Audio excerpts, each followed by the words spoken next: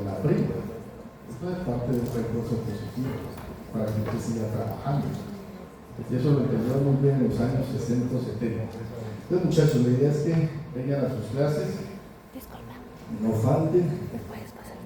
Y entonces hoy vamos a ver, yo le envié a Rosa María, ¿dónde está Rosa María? Le envié, si se los pudo mandar a los compañeros, ahí les envié el programa para que lo miren, y también les envié el MHGAP. Yo les he hablado mucho del MHGAP, y les voy a insistir mucho en eso. Precisamente yo estoy entrenado en MHGAP desde el Ministerio de Salud, y uno le da tristeza algo, y se lo voy a confesar. A mí me han mandado a entrenar médicos a La Guajira, a Risaralda, a Medellín, y uno al médico graduado que está trabajando, uno le pregunta qué es una psicosis y no sabe. Estamos hablando de personas graduadas que atienden pacientes, ¿verdad? Y el MHGAP es un curso de salud mental para sexto semestre, así lo defino yo. Por eso la invitación es que lo hagan. Ahí le mandé el link, y el que me haga el curso, son 2 horitas, le damos el diplomita y le hacemos un refuerzo positivo. Le damos 2 décimas para el segundo parcial. Bueno, entonces, como ya hemos hablado en la primera clase, nosotros entramos aquí a hablar de la semiología mental. Algún compañero por ahí hizo una pregunta que era una enfermedad, patología, discapacidad, trastorno. Yo les decía que nosotros generalmente hablamos más de trastornos en psiquiatría que un conjunto de signos y síntomas. La semiología, a diferencia de muchas de las otras áreas de la medicina, la semiología psiquiátrica depende de lo que uno vea, de lo que uno observe, de lo que uno indague con un paciente. No hay otra forma, por lo menos ahora. Yo a veces les pongo el ejemplo, ustedes ya vieron imágenes diagnósticas. Están viendo, ¿verdad? Sí. ¿Un radiólogo puede diagnosticar? ¿O no? Sí. Ustedes ven que abajo pone correlacionar con clínica, ¿no? Eso lo hacen por protección incluso legal. Pero el radiólogo puede diagnosticar una neumonía, un tumor cerebral, ¿verdad? Una neoplasia. Pero en psiquiatría el elemento diagnóstico es esto, la observación y la consulta, no hay otra forma. Psicología lo mismo, ¿no? ¿Habrá algún otro método? ¿Usted ha pensado que hay algún otro método? Por ahí en 100 años leeremos el pensamiento, de pronto sí. Que uno sea capaz de leer el pensamiento, sería interesante, ¿no? Que uno le pusieran alguna vaina en el cerebro para leer el pensamiento. Para los psiquiatras sería muy bueno, porque en una hora facturo 10 pacientes. Ya ahí me dice el traductor que usted está loco, que la otra está deprimida, que el otro le quiere matar, que la otra no puede comer, que está oyendo voces, pero hasta el momento no hay esa técnica. Entonces nos toca ser muy exhaustivos con la semiología. Eso, yo siempre les digo que es como nuestro fonendoscopio. Ustedes ya compraron fonendo, ¿verdad? Son felices con su fonendo y se lo cuelgan como fueran médicos. No lo son, pero bueno, tienen su sueño, ¿verdad? Asimismo, esta es la forma de nosotros diagnosticar, no hay otra. Entonces, un estudiante que salga de este curso debería saber diagnosticar un síndrome mental. Y hoy vamos a hablar de generalidades. Todas estas generalidades las vamos a ir ampliando a la medida que vayamos viendo el curso durante la materia. Y eso es lo que necesitamos que ustedes al final sean capaces de hacer. Y que incluso se lo hagan al compañero cuando acaben. Le hagan un examen mental completo al compañero a ver cómo está. Esa es como la idea también, ¿verdad? Y otra cosa importante es que se lo empiecen a hacer a los pacientes que ustedes ven en sus servicios. Entonces ahorita están viendo semiología, en sexto en medicina interna, ¿verdad? Medicina interna. ¿Cuántos pacientes de medicina interna creen que pueden estar deprimidos? ¿Cuántos creen? Si yo soy un cuarentón o cincuentón y en este momento aquí me hago un infarto, me duele el pecho y salgo corriendo del HOM, siento un dolor intenso aquí a nivel precordial, siento que me voy a morir del dolor. ¿Qué estará pasando por mi cabeza? ¿Qué creen que le está pasando a esa persona? ¿Qué estará pensando? ¿Qué creen? Me voy a morir. Y de pronto hasta los pacientes, cuando uno los examina, no les da ni miedo eso, que se vayan a morir. Porque si yo sé que me voy a morir y le voy a dejar a mis hijas 1.000 millones de pesos, pues no me nada. Ahí las dejé bien. Pero la mayoría de personas piensan en qué, en sus hijos, en mi mujer, en las deudas, y esa es la sensación que tiene un paciente cuando tiene un infarto miocardio. Y está ya acostado, y posiblemente el médico está pensando en hacer un cateterismo, cómo revascularizar esas arterias, pero ¿qué estará pensando el paciente? En sus angustias, en que lo van a echar del trabajo porque tiene un contrato de prestación de servicios cada mes, ¿o no? Eso es lo que está pensando el paciente. Y posiblemente si no tenemos en cuenta esos factores, esas personas ahí están ansiosas, están deprimidas, y posiblemente si nosotros no hacemos una evaluación mental no nos damos cuenta de eso. ¿Y eso influirá el infarto o no? Sí, hay estudios que ahora llaman medicina psicosomática. Por ejemplo, se ha demostrado que el estrés crónico libera ¿qué? ¿Qué libera el estrés crónico? ¿Qué dicen los youtubers? Ustedes ven el youtuber, ¿no? Cortisol alto, ¿no? ¿Verdad?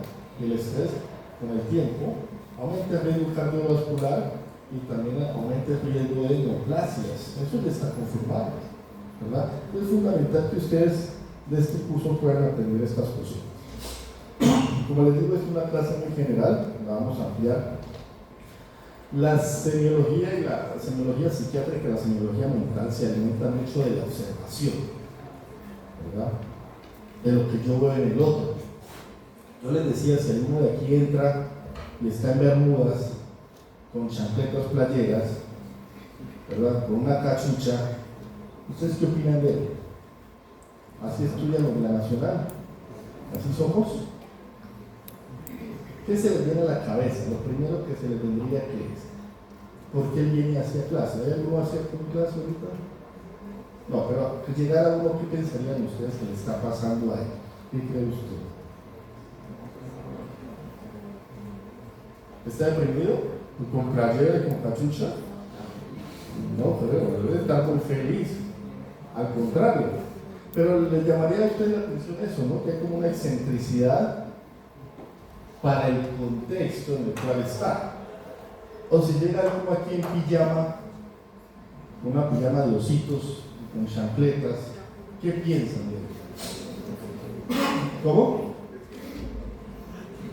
Pensarán que es como medio raro. O podría pasar como un profe mío de terapia cognitivo-conductual, que había una persona, un estudiante que era muy tímido, y lo mandó a una clase en chancletas y ya, para que dejara de ser tímido, ¿verdad?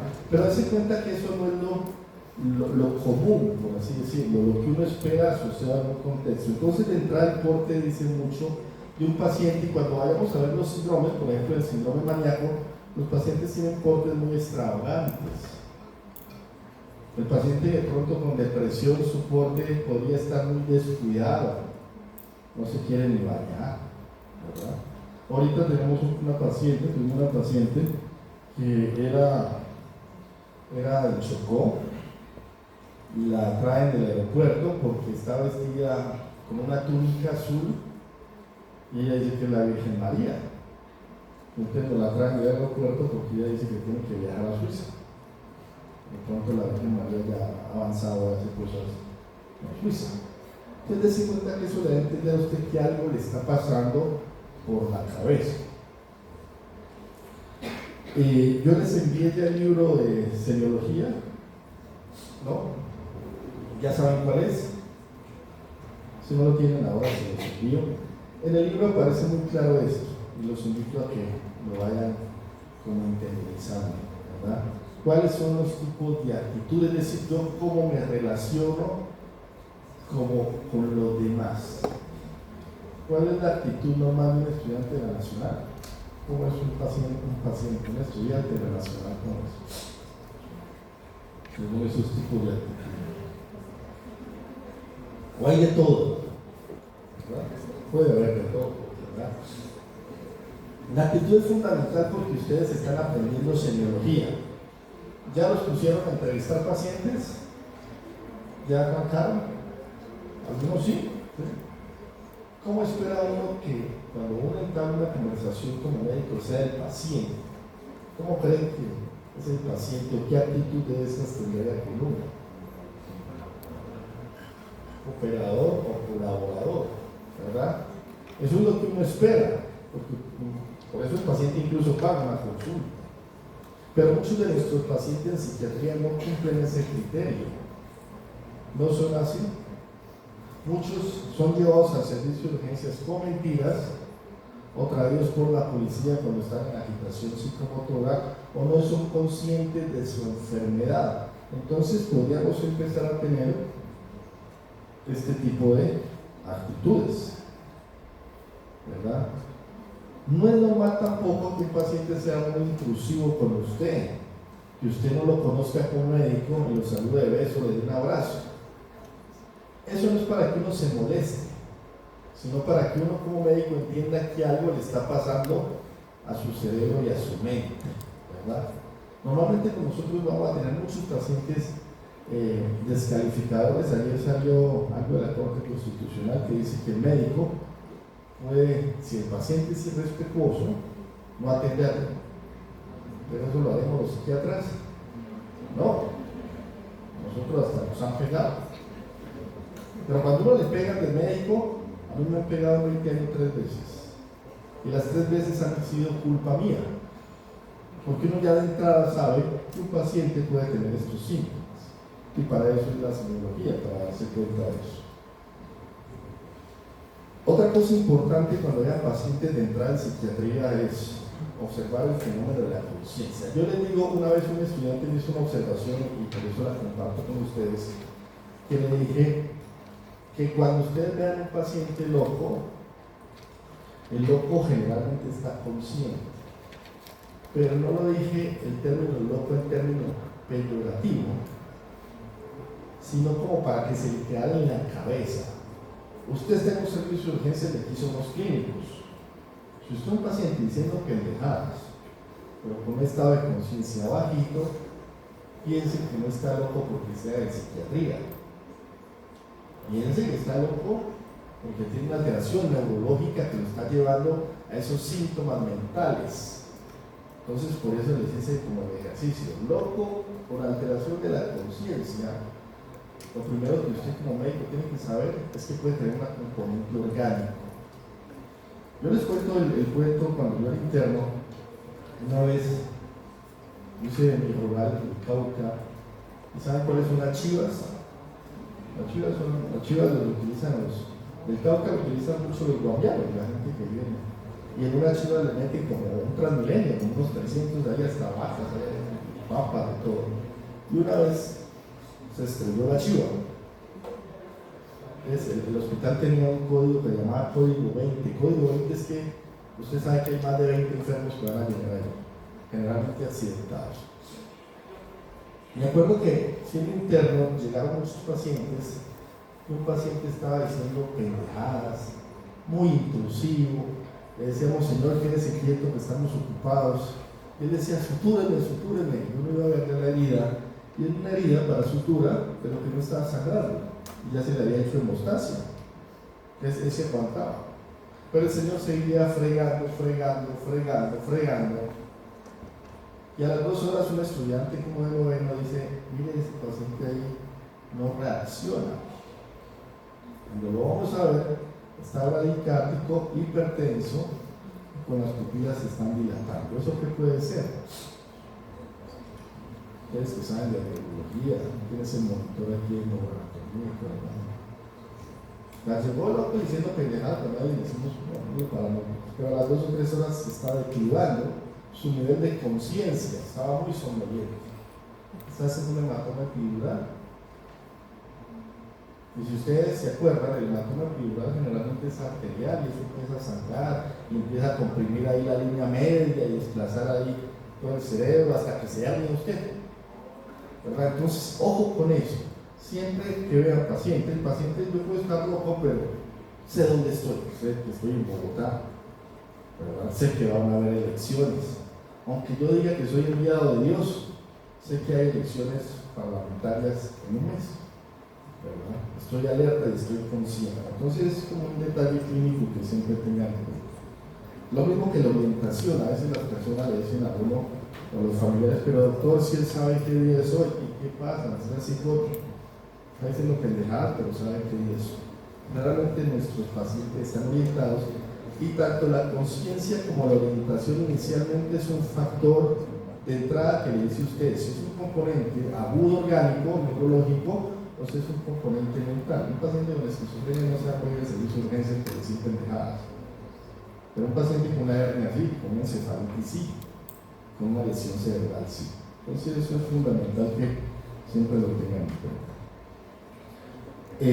Como redefinimos el curso, dejamos una clase solamente para el pensamiento, porque había muchas preguntas acerca de esto.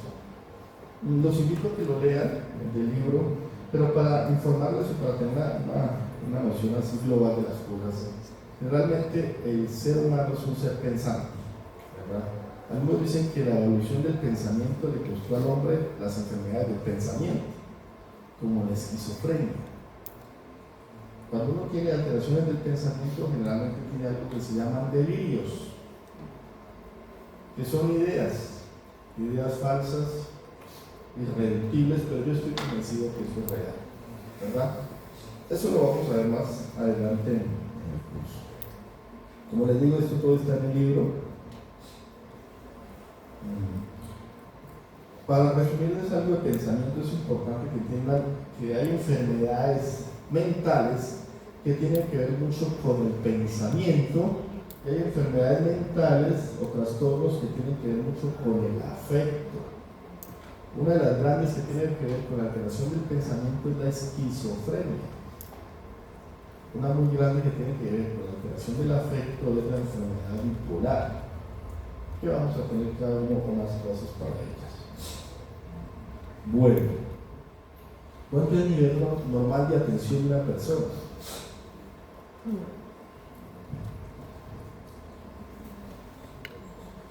¿Qué es lo que nosotros llamamos entroxexia? Normalmente entre 20 y 40 minutos. Ustedes tuvieron clases de 8 horas. ¿A las 7? O sea, algunos a las 7:15 ya estaban en otro mundo, se los aseguro. A las 9 ya estaban volando en otro mundo. Y espero que ahorita hayan podido volver a captarles el foco atencional, porque es una cosa que uno tiene que tener mucho en cuenta en nuestros pacientes. Normalmente una persona normalmente entre 20 y 40 minutos enfoca su atención en un estímulo. Yo estoy esperando que todavía tengan el foco de atención en mi voz, ¿verdad? Se ha demostrado últimamente algunas cosas que los estudiantes están atendiendo menos. ¿Por qué creen que pasa eso? Por muchos distractores. Levanten la mano los que tienen el celular en la mano. ¿Qué están haciendo con el celular? Entonces ustedes, me imagino que están diciendo, estoy poniendo clase, cuidado de la clase, ¿verdad? Estoy mirando el WhatsApp, estoy hablando con mi mamá, estoy viendo el calendario. ¿Y será que eso es verdad o no? Pues están haciendo como no digo la grosería mental. ¿Qué creen? Hay estudios que muestran que se ha perdido mucho el nivel atencional en nuestras poblaciones, y eso también se debe a muchos distractores que tenemos en el día a día, por ejemplo, uno de las pantallas.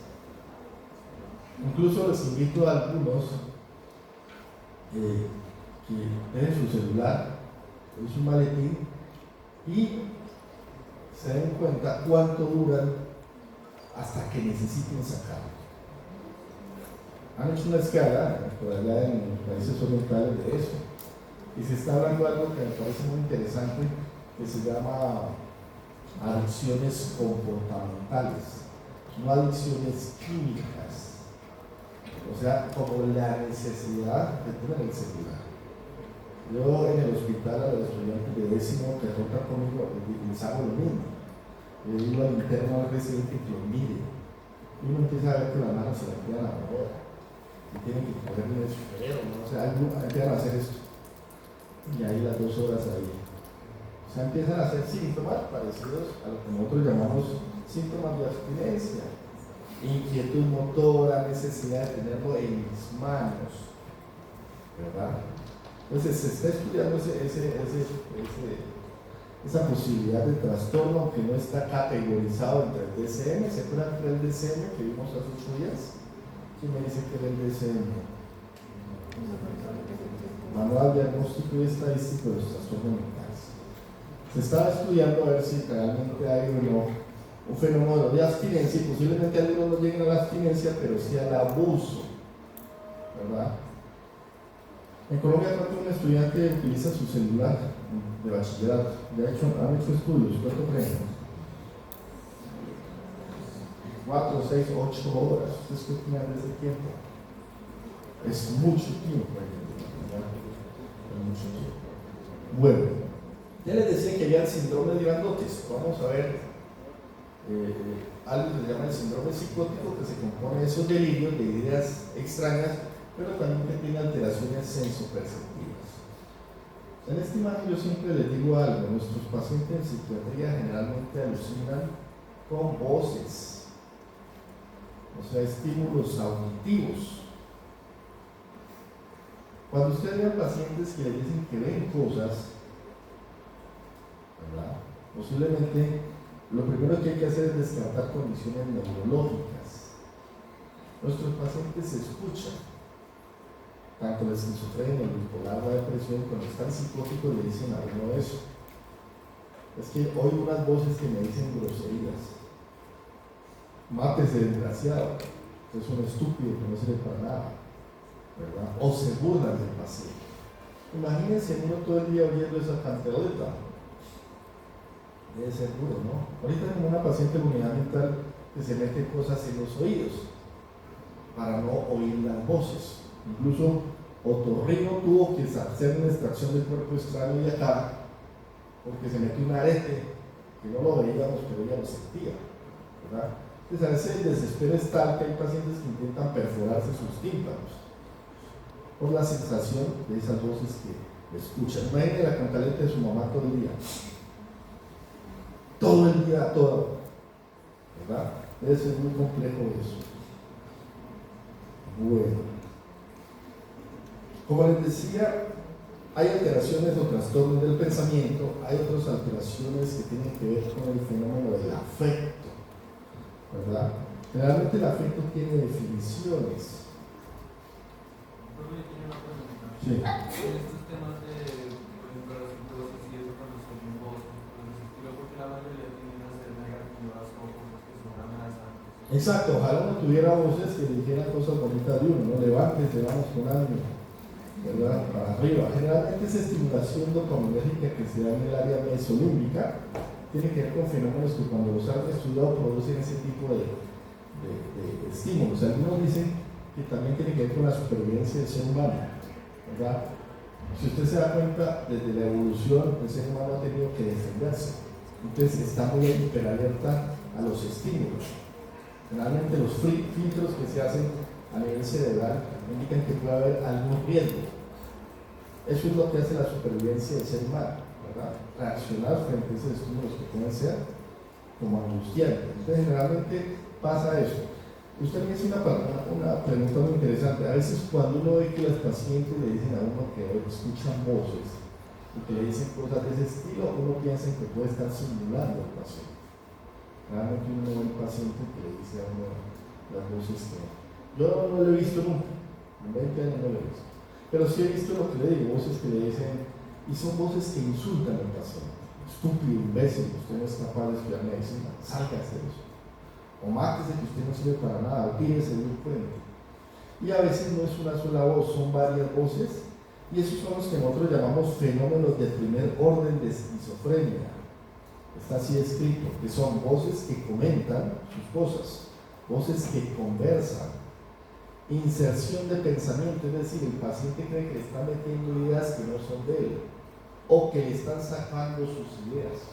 Y generalmente todo eso tiene que ver con estímulos dopaminérgicos a nivel mesolímbico. Yo podría volver los psicóticos de algunos de ustedes acá, podríamos hacer la experimentación. Algunos le gustaría. ¿Qué le podríamos dar para que alguno se psicotizara aquí delante de nosotros? ¿Qué creen? Que esté la mano aquí de la nacional. ¿Qué se le tiene a la cabeza? Segundo lo que yo les digo. O sea, generalmente en la psicosis hay una hiperactividad de la dopamina, mucha dopamina. ¿Qué les podríamos dar que tenga mucha dopamina?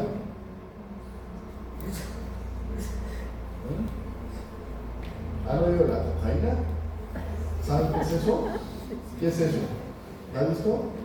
Un amigo, como decías, un amigo y una vez vi que ahí entró a la 84, ya donde descopolonizan gente a veces, y se metió al baño y salió medio loco, y agresivo, y emputado y paniqueado. ¿Qué significa eso? Que usted, la dopamina lo que hace es que inhibe la recaptación de la dopamina. El recaptador de la dopamina se inhibe, entonces hace que haya más dopamina en el espacio sináptico, y eso es lo que psicotiza. En la esquizofrenia, una de las teorías es que hay una hiperactividad dopaminérgica permanente. Pero no nos vayamos a la cocaína, la bromocriptina, ¿la han oído? La bromocriptina o la cabergolina son agonistas dopaminérgicos que se da para inhibición de la lactancia materna en ginecología. Cuando a las mujeres se les mueren los bebés y están secretando mucha leche, les dan cabergolina o les dan bromocriptina, porque hay un antagonismo entre la dopamina y la prolactina. Entonces usted aumenta la dopamina y baja la prolactina y deja de secretar leche. Entonces me acuerdo mucho también cuando yo era interno que en ginecología no había una paciente que tenía una esquizofrenia, y la paciente llegó en embarazo y falleció el bebé.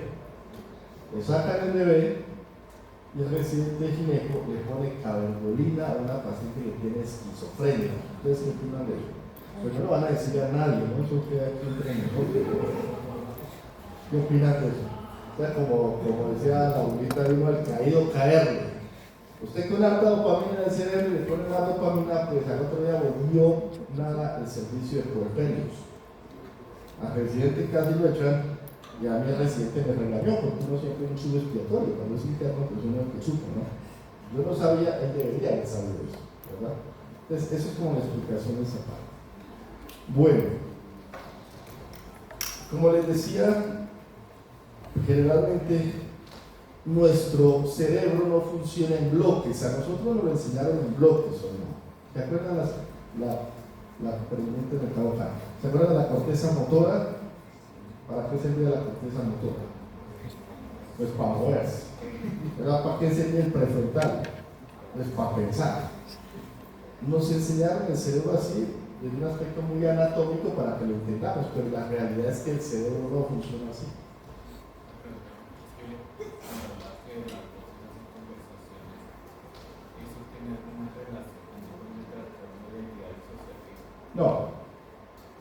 No, generalmente el trastorno de identidad disociativa, incluso la fisiopatología no es muy clara. Y generalmente los trastornos de identidad disociativos que uno ve, yo le he dicho que he visto en 20 años dos, o las personalidades múltiples que salen en cine, eso es como una enseñanza, pero no tiene mucha relación. Generalmente lo disociativo, que lo vamos a ver más adelante, para que me entienda, hay como una escisión de las funciones mentales, como que cada una va separada. Y es un mecanismo de defensa, muchas veces dicen los analistas, frente a una ansiedad desbordante que usted no puede como contener o resolver. De los pocos que yo he encontrado, me acuerdo, vi uno de una paciente que era estudiante de medicina, se la resumo. Estudiante de quinto semestre de medicina, salta al patio, las chinas están ahí como tomándose un café después de clase y se cae. Cuando nosotros la observamos, está lo que nosotros llamamos disociada en su nivel de conciencia, como ida. Y le preguntamos que ella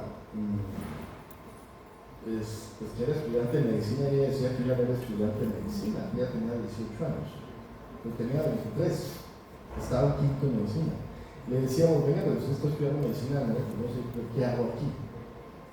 Si usted estuviera en ese nivel de angustia, posiblemente de un desespero de no saber dónde está, debería estar angustiado. Y tengo un fenómeno que se llama bella indiferencia, o sea, como oye, normal, no sé quién soy, pero ni me importa. Cuando se llama a la mamá llega y le dice, ¿y usted quién es? Entonces la señora Fernanda le dice, pues soy su mamá. No, yo no me acuerdo que usted sea mi mamá. Esos son los fenómenos disociativos, ¿se cuenta cómo se extiende el afecto, del pensamiento, de la memoria? Y ella nos dijo, denme salida que yo tengo que ir a darle teta a mi hijo que tiene 6 mesecitos. El hijo ya tenía 5 años. Pero resulta que cuando hablamos y exploramos más el estresor que tuvo esta paciente, el papá del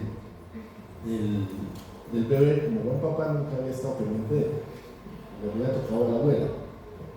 Sin embargo, el chino tenía mucha plata y la familia del chino se iba a llevar a Estados Unidos y le dijeron, llévese a la niña, allá le damos buena vida. Imaginen una mamá que lleva 5 años con su hija, que le digan que le van a quitar su bebé. Entonces ella le dijo que de malas. Entonces ella le dijo, ¿usted con qué la va a mantener acá? Usted no tiene cómo mantenerla, mi familia me ayuda, yo ya me voy la otra semana para Estados Unidos. Ella fue a una comisaría y en la comisaría al otro día tenía la conciliación. Entonces me imagino el pensamiento de ella es, me van a quitar mi bebé, pues el otro dice que tiene plata, que tiene familia, posiblemente la custodia se la van a dar. Y fue tan desbordante el estrés que se disoció. Y la disociación aparece eso, darse cuenta que como que todas las funciones mentales están como una tabla por su lado, está muy despersonalizada. Bueno, como les decía, pues hay alteraciones del pensamiento que configuran mucho un fenómeno que se llama esquizofrenia, un trastorno, así grandote hay otra alteración del afecto que configura lo que llaman enfermedad bipolar. Y la enfermedad bipolar se caracteriza porque el afecto de la persona está alterado. ¿Conocen personas que viven irritables? ¿O no? O aquí deben haber de esas personas, se los aseguro.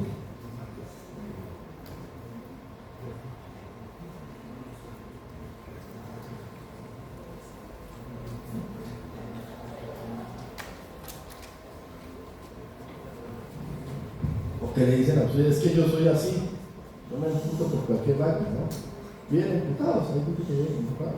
O sea, tienen un afecto un poquito más hipertímico, ¿verdad? Multipliquen eso por 10 o por 1000, una persona con bipolaridad. O sea, yo le digo, venga, ¿por qué llegaron tarde? Ah, como mierda, nada, no queda como así, ¿verdad? Así responde un bipolar. ¿No les ha pasado a veces en el Transmilenio? Hay gente que sube y medio crazy, ¿verdad? La tocan y entonces ya un miércoles y hasta se dan en la jeta por eso.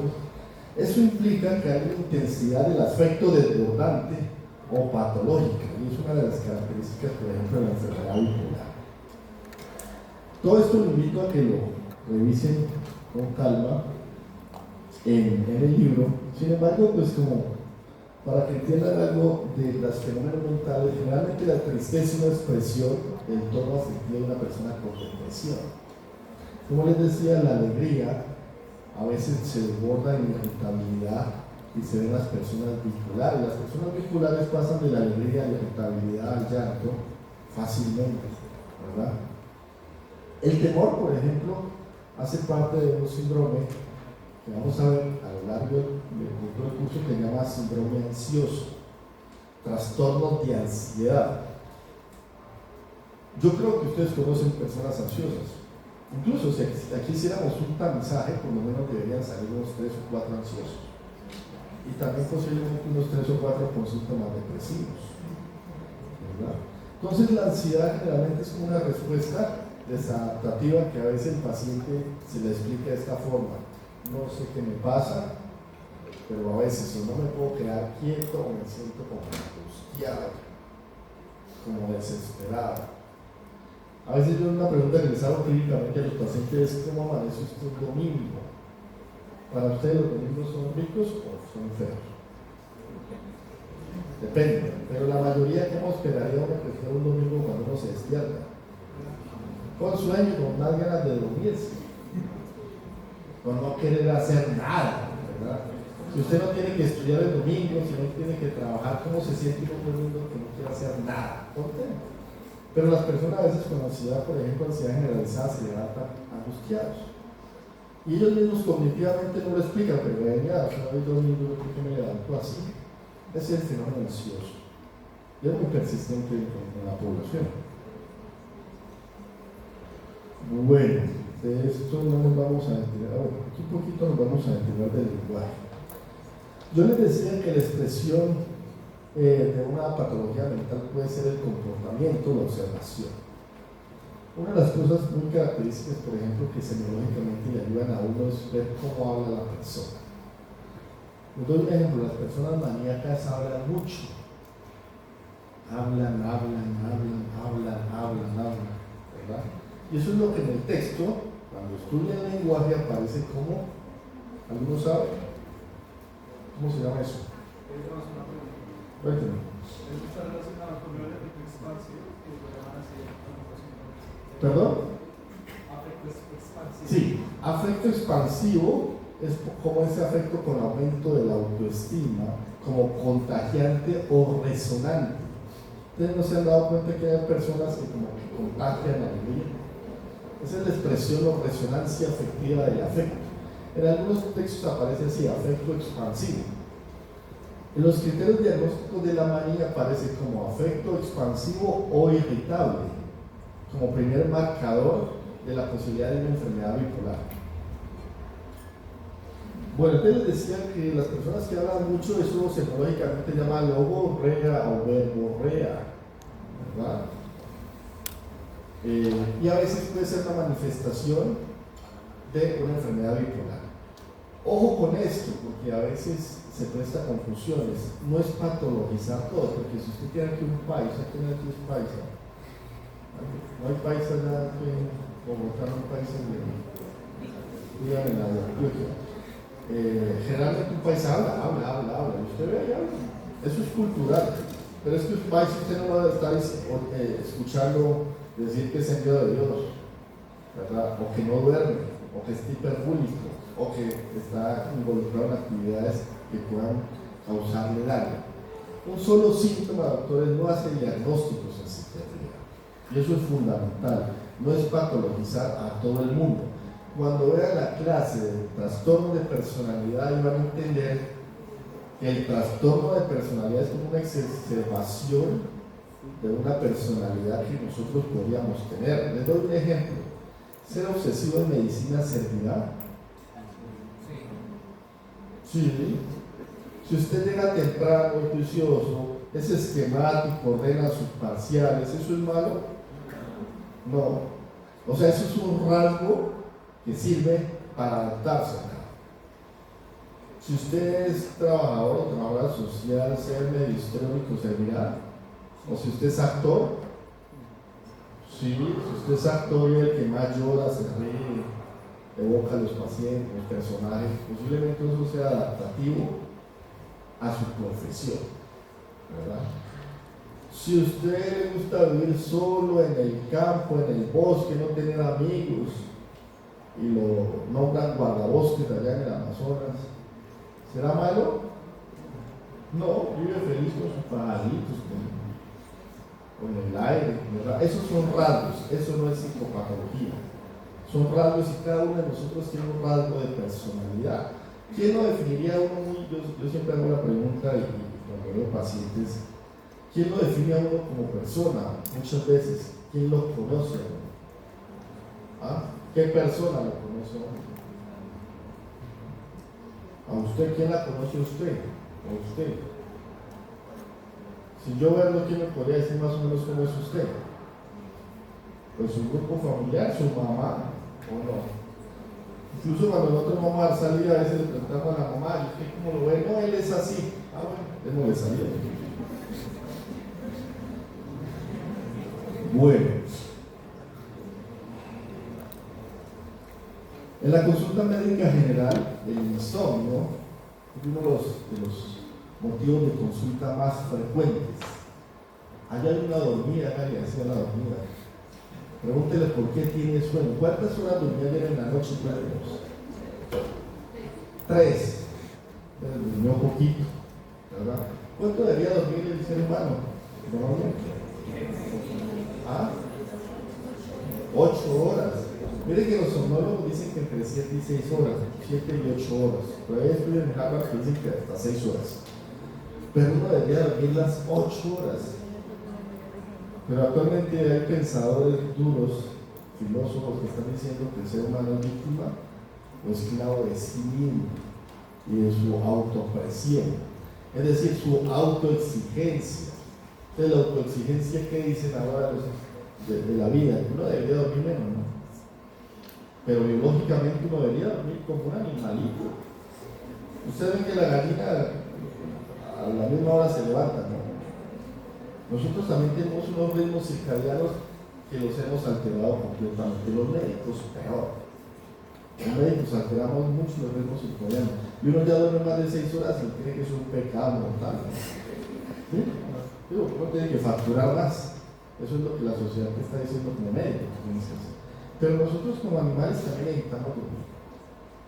La expresión de una alteración del sueño indica una posibilidad de inicio de una patología mental. Llámese depresión, enfermedad bipolar o incluso esquizofrenia, ¿verdad? Cuando usted no duerme, no recarga su cerebro. Y estas pantallas azules, hay estudios serios que muestran que cuando usted se duerme, o sea, va a venir a ver el celular, la luz azul hace que la secreción de melatonina se inhiba de un totazo. ¿No les ha pasado a ustedes que están bien mamados, quieren dormir, pero dicen, vamos a ver qué dice el Instagram, el TikTok? Y hacen así, y cuando se dan cuenta ya llevan 1 hora ahí, y estaban bien cansados y no se durmieron. Entonces, ojo con eso vamos a traer un sonoro acá del doctor Escobar, que es especialista en eso. Bueno, hablando de la memoria y de los procesos de alteraciones de la memoria, a veces pueden ser cuadros disociativos, pero también hay fenómenos de amnesias. De los más frecuentes en el caso de la población como ustedes son las amnesias lacunares, ¿producto de qué? Del trago. ¿Cuántos de ustedes a veces se han olvidado qué han hecho durante una noche? Yo les aseguro que muchos les ha pasado eso, sino que no lo cuentan porque le da hasta pena, ¿verdad? Pero generalmente los pacientes, hay una cosa interesante, los fenómenos de memoria, por ejemplo, no se alteran tanto de la esquizofrenia y la bipolaridad. Generalmente cuando hay mucha expresión de alteración de la memoria, hay que pensar en otro síndrome que se llama síndrome demencial. ¿Han oído el concepto de síndrome demencial? ¿Les han hablado algo de demencias? Demencia Alzheimer, demencia Parkinson. Realmente la demencia, hay un deterioro de las actividades mentales superiores, ¿verdad? Hace poco nos llegó una paciente que viene de Estados Unidos y tiene fenómenos demenciales y tiene 40 años, imagínense. Entonces, cuando la demencia arranca tan tempranamente, posiblemente esa herencia familiar que hay que estudiar. No es lo común ni lo normal, pero puede pasar.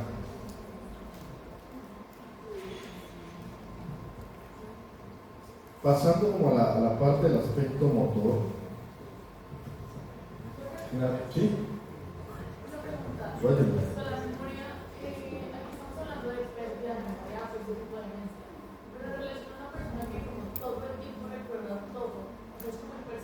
Eso se llama hipermnesia, que recuerde todo.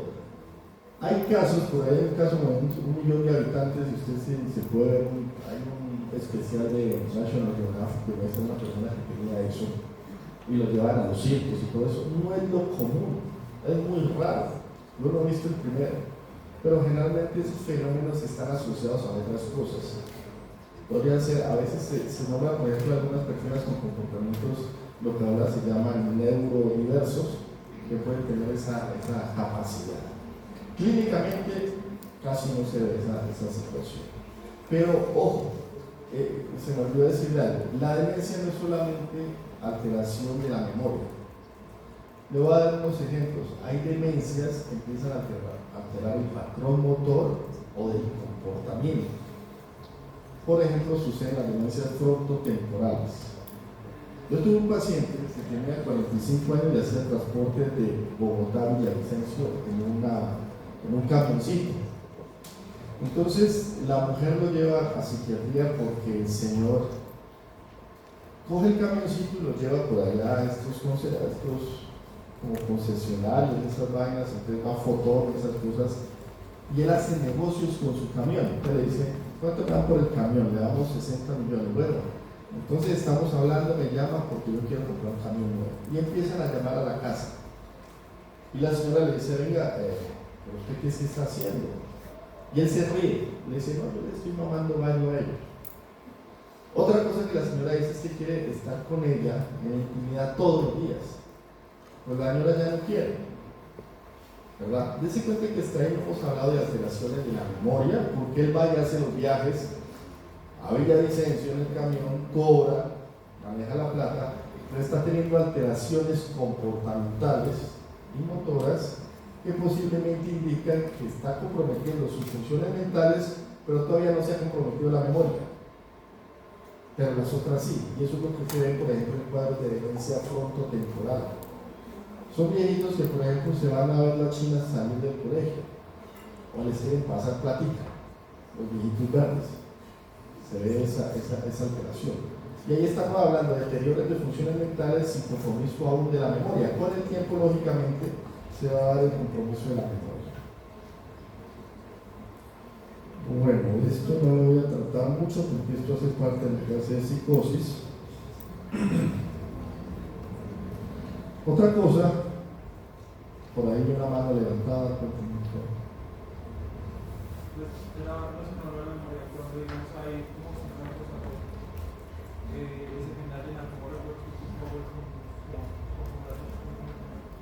Realmente el síndrome Korsakoff, que es inducido por la amnesia por alcohol, realmente son procesos crónicos y usted ve que hay generalmente ya compromiso de atrofia cortical.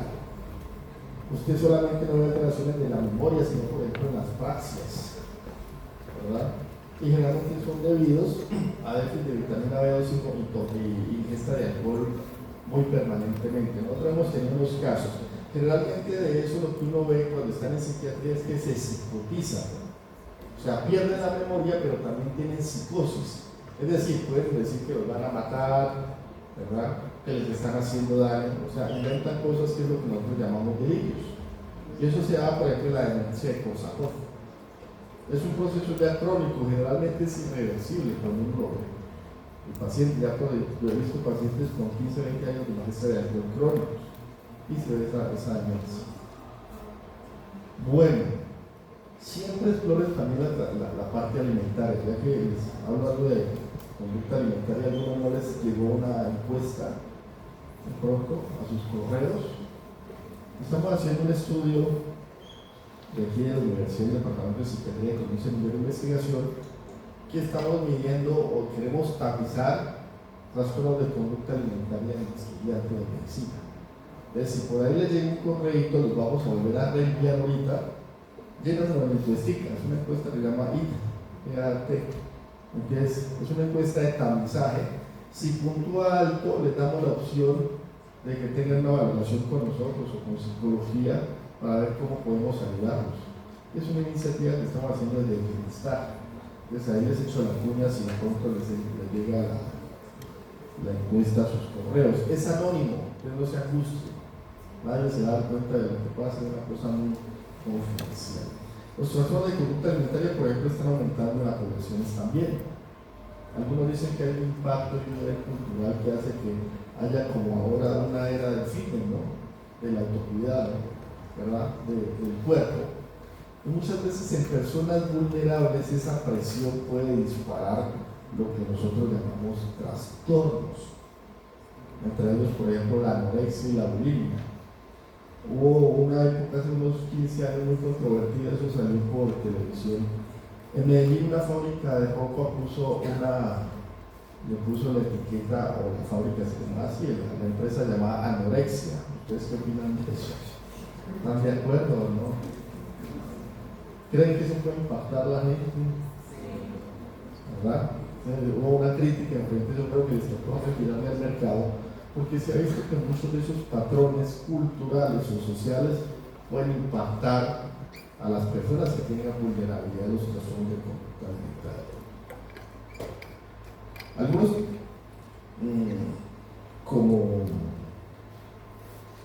como nombres si quiero que se aprendan son estos, ¿no? Hiporexia, disminución de la ingesta, bulimia, que es la ingesta excesiva, realmente de carbohidratos, en lo que nosotros llamamos atracones. El paciente mete 5 y 8 gramos de un totazo y después lo vomita. La potomanía es que toma mucha agua. Dipsomanía es la ingesta de licor como los estudiantes, el fin de semana empiezan a hartar trago hasta que quedan borrachos. Eso se da mucho en nuestras universidades en los primeros semestres. Y a veces pasa algo, cuando las personas consultan por esto le dicen, pero yo no soy alcohólico, doctor. Pero ¿qué pasa si usted sale alcohólico, sale tomado, no se acuerda, pasando un puente, qué le puede pasar? Se puede caer, se pueden abusar, en un carro puede matar a alguien, y por esa toma de trago inadecuada que puede pasarle a su vida. Se la tiró. Dense cuenta cómo es importante eso. El mericismo es que el paciente come mucho, o sea, regurgita su comida, como han visto a veces hay aves que hacen eso, regurgitan su comida, la mastican y la vuelven y la tragan. Eso lo vemos en pacientes con desorganización severa del pensamiento. La pica es comer cosas que no son de valor nutritivo, por ejemplo cal. A veces en los pueblos uno veía eso, las mujeres comían cal y habían síndromes anémicos asociados a eso. Y la coprofagia, que es comer popó, ¿verdad? El texto amplía mucho estos términos y los invito a que esto es de repetirlos y analizarlos, de procesarlos y memorizarlos.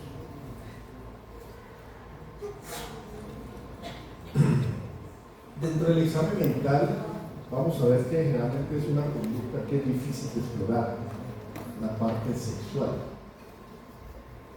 porque pues hay mucho tabú frente a eso.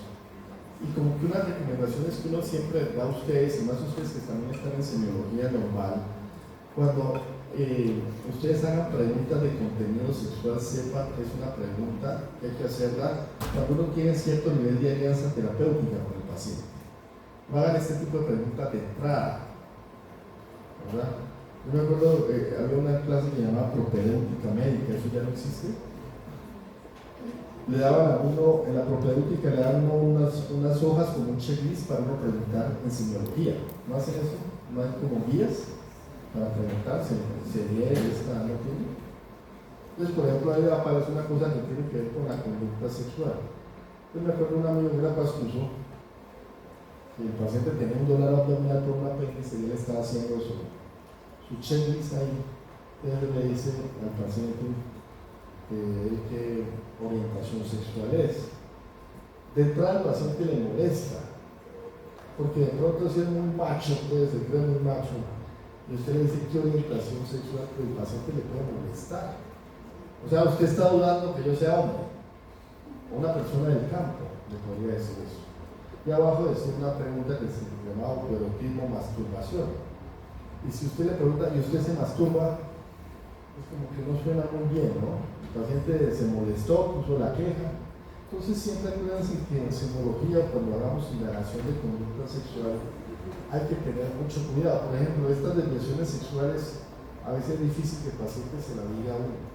Uno tiene que tener mucho tacto, como le digo, mucha alianza terapéutica para entrar a este tipo de preguntas, ¿verdad? Bueno. Generalmente, toda esta evaluación o compendio de examen mental que busca al final, tener en cuenta que hay que evaluar también si el paciente es consciente o no de lo que le está pasando. ¿Ustedes conocen personas hipertensas que no se cuidan, familiares? ¿Sí o no? Deben conocer. Personas diabéticos que no se cuidan. Personas que tienen EPOC y fuman, ¿verdad? Entonces, a veces pasa, y les pongo el ejemplo porque incluso en estas enfermedades orgánicas hay personas que no generan introspección. Es decir, ser consciente de mi enfermedad. Si yo sé que soy diabético y me como un chocorramo todos los días, ¿será que soy consciente de mi enfermedad? Y les hago el ejercicio porque nos pasa que los pacientes con patologías mentales, por ejemplo, la esquizofrenia, la enfermedad bipolar, incluso a veces la depresión, muchas veces no aceptan inicialmente su enfermedad. Y hay estudios que se demoran años en aceptarlas. Años pueden ser 5 años, 10 años en aceptar y ser consciente que tengo un problema para el cual me tengo que cuidar. Pero ¿saben qué es lo interesante de estos estudios? Que lo han hecho también con pacientes hipertensos y diabéticos y se demora casi lo mismo en aceptar su enfermedad. Ustedes se han dado cuenta del paciente diabético, a veces después del coma diabético y estar en la UCI, ahí sí como que acepta su enfermedad, ¿verdad? O el paciente a veces que fuma después de la amputación del pie, como que dice, mejor dejo de fumar. Eso es lo que se conoce como introspección. En psiquiatría la introspección inicialmente es muy pobre. Y una de las cosas que nosotros tratamos de hacer es psicoeducar al paciente para que acepte su enfermedad y aprenda a convivir con ella, que es lo más difícil. La prospección se refiere como a la capacidad que tiene el paciente de definir o decirnos qué va a hacer en el futuro. Si yo le preguntara a usted, doctor, ¿cómo se visualiza en 10 años? ¿Qué me diría? Sí, usted. ¿Cómo se visualizaría en 10 años? ¿Cómo? ¿Bien qué? ¿Qué quiere ser usted? Cardiólogo. Exacto, ¿verdad? Entonces generalmente uno quiere una prospección de no decir, ¿eso será cierto? ¿Usted cree que va a ser cardiólogo o no? Dice sí. Exacto, entonces esa es como la capacidad que tiene el ser humano de visualizarse en un futuro, ¿verdad? Generalmente todo esto compendio del examen mental nos ayuda en últimas a determinar este tipo de cosas, los grandes síndromes en psiquiatría, que los vamos a desmenuzar cada vez que vayamos haciendo las clasecitas. Entonces, a grandes rasgos, la semiología mental le permite a usted a lo último determinar uno de estos síndromes, que es el objetivo de este curso. Así como usted tiene en semiología normal, un objetivo es mirar los grandes síndromes. ¿Qué síndromes ya han visto en semiología? ¿De qué les han hablado? ¿Qué síndromes? Síndrome anémico, ¿no? Síndrome dermatoso, ¿verdad? Entonces, así mismo en psiquiatría hay unos síndromes que se configuran cuando uno hace todo el examen mental. Entonces tenemos esos, síndrome psicótico, generalmente delirios, alucinaciones, síndrome depresivo que tiene que ver con las alteraciones del afecto, síndrome confusional, porque aparece en algunos textos como delirium, con M, no delirio, sino delirium, con M, que son alteraciones mentales producto de patologías agudas orgánicas. Les voy a dar ejemplos. En la unidad mental nos cuidamos mucho de estos pacientes porque a veces nos meten goles. No habla de meter goles, nos meten goles en una unidad. Entonces hemos tenido pacientes con pirotoxicosis agudas que llegan maníacos, pero lo que tienen es una tormenta tiroidea. Hemos tenido pacientes que llegan con depresión y lo que tienen es un mixedema, un coma mixedematoso, con una TSH de 110. Lo normal es 5 y llegan con 110, y lo evidente es el síntoma depresivo. Eso es lo que llaman síndromes confusionales. Los trastornos cognitivos mayores, que es como ahora lo que se llama las demencias. El término demencia está empezando a dejarse a un lado. Viejito con demencia, ya casi no hablamos de demencia, sino de trastorno neurocognitivo mayor, y a veces las intoxicaciones por sustancias que llegan con síndromes colinérgicos o colinomiméticos o parasimpaticolíticos, que es como una explicación también de la alteración comportamental del paciente. Dependiendo si es una intoxicación con sustancias excitatorias, posiblemente pueda llegar con cocaína y anfetaminas paniqueado, o si es una intoxicación por sustancias depresoras. ¿Cuáles conocen depresores del sistema nervioso? Uno solito. ¿El qué? El alcohol. ¿Algún otro?